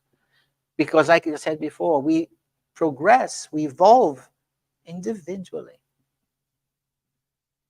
So in other words, it's not the number of experiences, but how we perceive them. Because one can have a million experiences and not necessarily not learn from it. Yeah, like remember the 2 observers that I put there, and I used the location so that they couldn't see the other things that were behind the position that they were. Well, okay, that is a physical analogy, of course, because it's difficult to put in a picture something that's so abstract. But I think it serves like when people say, for instance, when you are in a forest, all you need is a branch to completely block your vision, right? To block your field of vision. But then if you go to a slight hill, or a mountain, you can see the whole valley because you're above the trees. So it's like that. It depends where you are. But this position of being next, right next to the forest or at the top of a hill is our willingness to collect more information and process it. Willingness. Even if it doesn't do us immediate good, it's the willingness of bringing information in and processing it. It's important for us to understand one thing. This is not for us, all this we discuss here, for us to, the Freudian model is this, that, and the other. Now I know this, now I know that. No. It's just to be aware that we have a tendency to escape ourselves. Ourselves. This is not to measure anybody else. Our kids, our spouses, our bosses, or our employees. No. It's to measure ourselves because we are the only ones who know the true way that our conscience work. Remember that big arrow that I had there with the conscience written at the top, creating the code of behavior from the knowledge? That is our conscience, nobody else's. It's not even the cosmic conscience. God is aware of what we are thinking, but it's not doing anything for us. We have to do our own homework. So we do it in such a way, and we get to certain points according to how much effort we put in, like a student with a homework, and according to how willing we are, not just to do it, but because some people do things mechanically. When we do things mechanically, we just perpetuate the perceived realities, and we use rationalization to fool us into believing that we are actually doing our homework. That's the student who does all the homework by looking at the answers at the back of the book. It is equivalent. Or, does all the homework by copying it from somebody else. Thank you. Last question. Oh, please. Julio, because the society is a little complicated nowadays, I see a lot of people that their tendency is getting stuck in their houses, and they don't want to interact with the neighbors or anything. It has nothing to do with the neighbors. They just go to work, go to their church, come back, and barely say hi or good morning or something to their neighbors. And also people who they say, oh, I want to live off grid, and they go live in the middle of the woods. They don't want to be in society because they said it's too much to comply, taxes and the renting and the cost of living, and they try to live off grid in their way to say. So is that a kind of slowing down their progress, or switching from ego to self? So, okay, thank you. In the book Empty Lives by Joanna de Angelis, chapter 4, she asks that question. Why is it that today we're almost living on top of one another?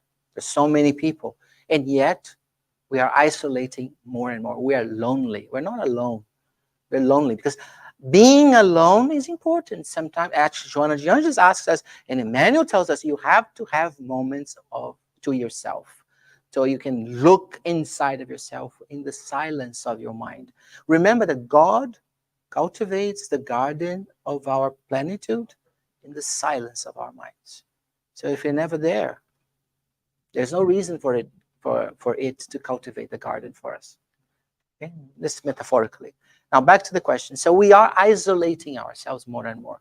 This isolationism comes from so many different ways. I mean, you said it yourself, it's very complex.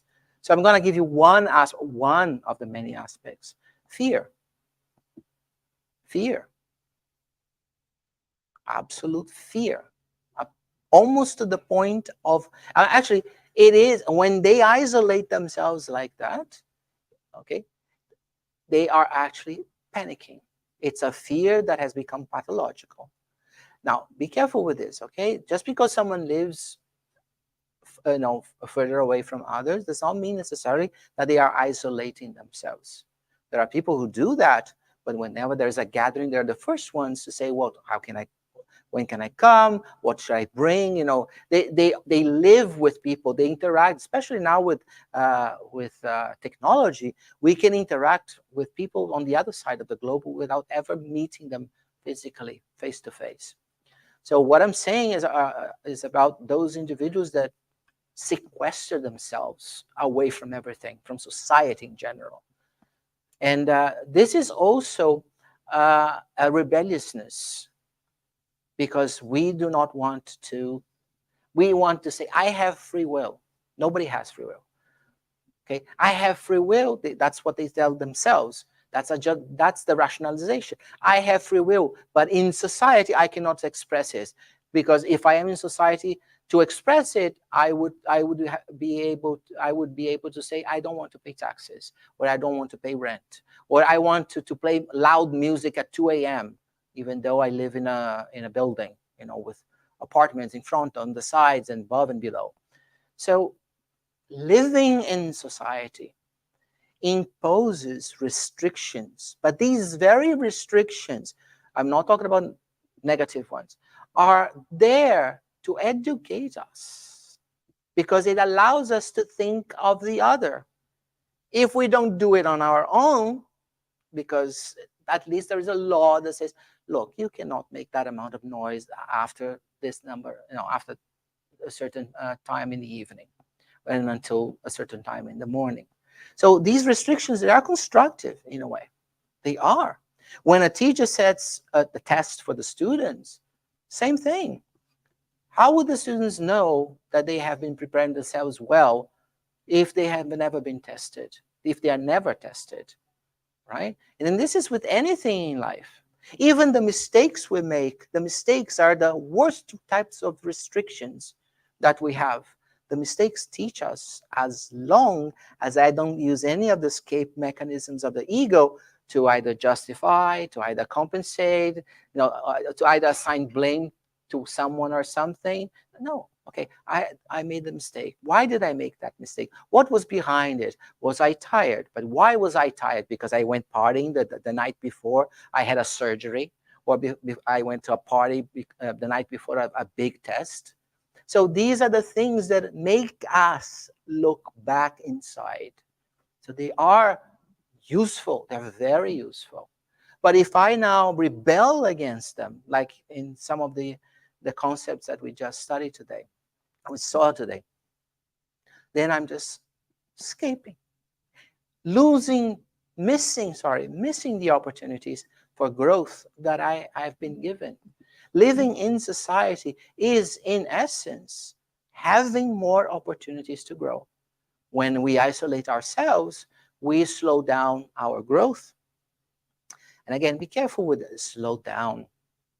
It's in the sense that I am not growing as much as I could had I been living in society. It's not about I'm not growing as much as my neighbor or as much as my siblings. It's not about comparing yourself to somebody else, but it's yourself to what you could be doing. But yes, it's fear in one case, it's rebelliousness, it's that thing, I have a perceived reality of things.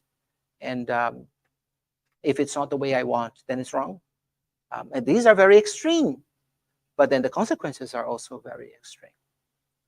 Remember when I said just now, we don't have free will. I mean, I know that in our language, not English, human language, we say, I have honesty, I have ethics, especially ethics, right? We should say, I am an ethical being. I am an honest being. That's what we should say. Because ethics, morals, honesty, love, these are not properties. They are attributes of the essence. Because they are attributes, we are them. We do not have them. Also because the essence cannot have anything, because it's not material or physical. So we are them. And this is another interesting thing that comes from your question. Imagine that I were to ask, and someone would say, oh, I am this honest, from the floor up to here. But, when it comes to ethics, I am, let's say, halfway. But when it comes to love my neighbor, love the others, it's all the way to the roof. The person is not saying that he or she is in the angelical state. Just saying that you see that these variations, nope. You are this ethical, you are this loving, you are this honest, you are this amount of free will develop, or you have it developed this amount, because they are all one and the same. You cannot love more than you are ethical. In the same way, you cannot love less than you are respectful. So all of these attributes, they grow evenly. Other things, aptitudes, like playing the violin, you may be a disaster in the piano or the flute or the guitar, but you play the violin like a virtuoso. So the attributes that we have in each reincarnation process, those we have, and they can be in different levels, at different levels, but not love, universal love, not ethics, not moral, not respect, or honesty. These we don't have. We are these things because they are not properties. They are attributes. Thank you, Julio. I would like to first of all give thanks to all of those who followed us online as well. And I would like to, I said that was last question, but we have another one that we will close with that, and then we'll finalize our. When I collapse, you know, it's the end. Look, it's not, you did it so well that, people want to hear more. So No, I'm fine. I'm fine. I know. I'm just joking. It's actually on the screen right now. Okay, So if you can so read it. what can we learn? Preliminary. What can we learn as humans that cannot be learned in our true form, in our spiritual bodies, in the spiritual world? So what can we learn as humans that cannot? Oh, okay. So I understand. Could you go back, please? Thank you. So what can we learn as humans that we cannot learn as spirits, basically, right? So that when we are just with a spiritual body, our perispirit, loosely speaking. So in order for us to run the marathon, we need, first of all, to have legs if we want to run the marathon. That's not split hairs. Yes, oh, but if I don't have legs, I can go with a wheelchair. Okay, but don't sass me. Okay? In order for me to run the marathon, I have to have legs. But having legs, I've never run the marathon. I do have legs, and they work. I'm standing right now because I have them, right? But I also need to know how to walk and then run. I cannot run if I don't know how to walk. I cannot walk if I don't know how to crawl. I cannot crawl if I don't know how to walk on all fours. There are steps for me to get there. It's the same thing. For us to be able to learn things, we have to go through the most dense or the most, I'll say, simplest things. And the simplest things in life we learn here, all of us. No one has that no one is an exception. The physicality is the densest, crudest form of matter. We have to start here in order for us to reach a point when we can learn only in the spiritual realm. All right? Without that, it's all rhetorical. It's just talking about it. It's philosophical, but it's not pragmatic. It doesn't happen in real life. For a brilliant to be set on a ring, that brilliant had to be a diamond first. That's the original stone. That diamond had to be lapidated to become a brilliant. We usually just say diamond, but brilliant is the last one. That brilliant had to be a diamond before, and that diamond had to be carbon pressurized at gigantic, pressures, way, millions and millions and millions of years ago, and at very, very high temperatures. That is the physical chemistry of the birth of a future brilliant. If you were to go there, and if you'd look at that piece of carbon, charcoal, folks, that piece of charcoal that you have in your grill or you have in your barbecue pit, okay?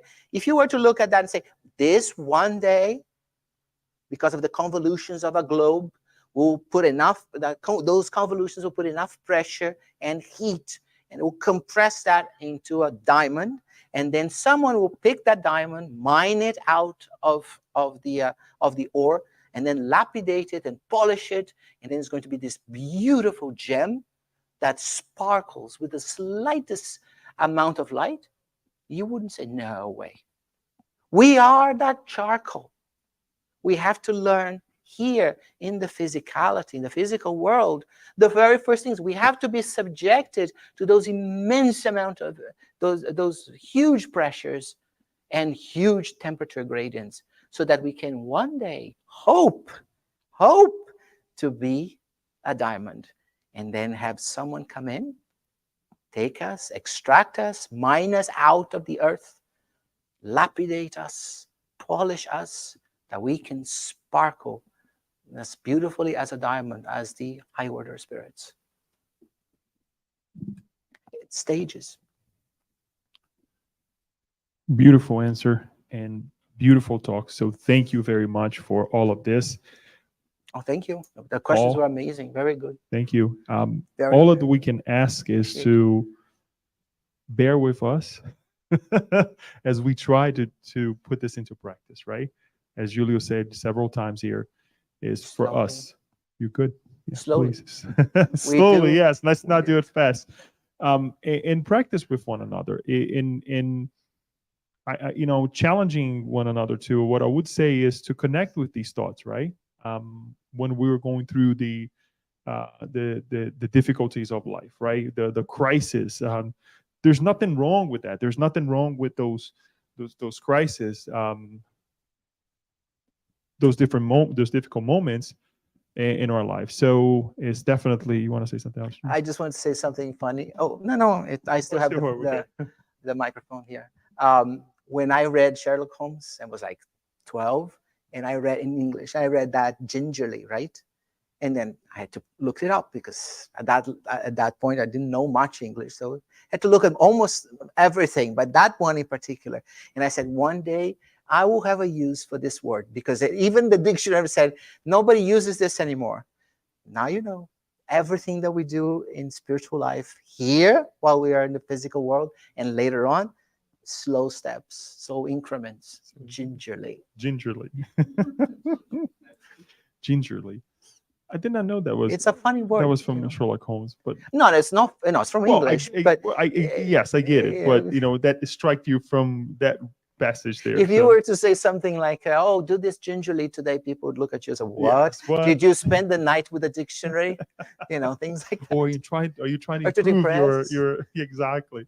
But thank you for your explanations here tonight. I mean, definitely it will help us and help others as well as we put into practice, right? Because of time and in lieu of our passes, I'd like to ask Diony for our final prayer. Yes, please. And we can bid ourselves goodbye as well. And we will be serving the water as well. But don't go yet, because we do have another activity tonight. So hang in there. I know it's late, but please, please, please stay with us.